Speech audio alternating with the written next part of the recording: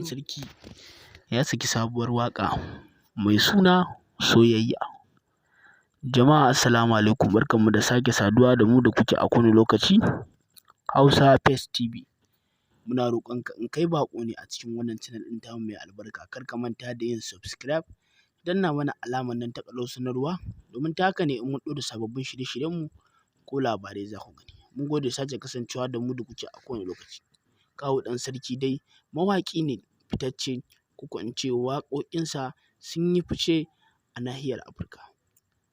Kawu ɗan sarki dai ya iya waƙa, ko in ce ya iya waƙa, ya iya salon fitar da harafin waƙa. Kawu ɗan sarki dai mawaƙi ne wanda yake tashe a yanzu, wanda ba inda ba a san kawu ɗan sarki ba. Kawu ɗan sarki dai mawaƙi ne na masana'antar Kannywood, shi ne jagaba ko in ce jagora a mawaƙa a cikin wannan tafiya ta Kannywood.